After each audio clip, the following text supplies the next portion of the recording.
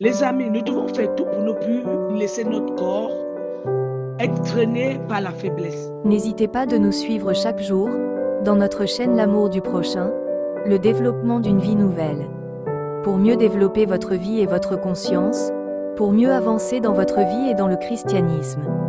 Likez, partagez et laissez un commentaire. Merci.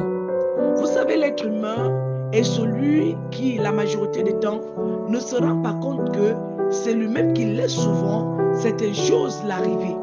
Certaines de nos attitudes sont devenues des attitudes que nous utilisons pour combattre certaines choses, alors que ce sont ces attitudes-là que nous devons d'abord combattre pour que nous puissions être des personnes parfaites.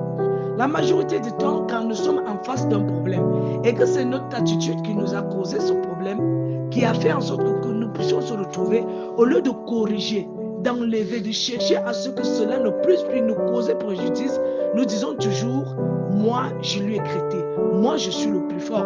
Il n'y a pas de plus fort en ce qui concerne un être humain.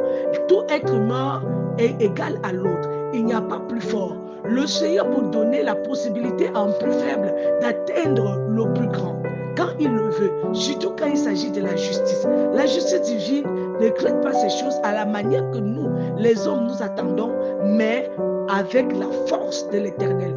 Parce que c'est lui qui permet que certaines choses nous arrivent, le même qui laisse que les épreuves puissent nous franchir pour que nous puissions devenir des personnes fortes, capables de résister à tout genre de tentations.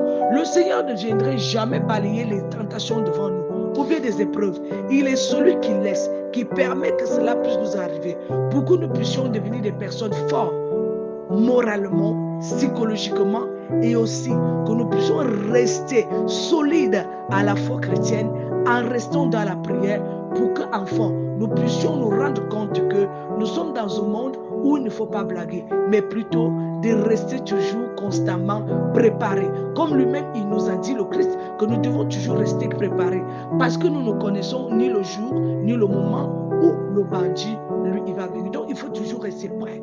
Nous devons faire tout pour protéger ce que Dieu nous a donné, c'est-à-dire la vie. La vie que nous avons aujourd'hui, nous ne devons pas le laisser traîner par notre comportement, soi-disant que c'est le Seigneur qui permet. Le Seigneur ne permet pas ce qui va te tuer.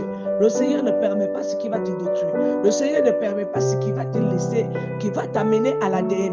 Parce qu'ici, il n'est pas celui qui protège le corps, mais plutôt l'âme. Parce qu'avec lui, c'est l'âme qui est plus importante. Mais celui qui n'arrive pas à accepter la souffrance du corps, dit l'Éternel, est celui qui n'est pas avec lui. Plutôt préfère les biens matériel.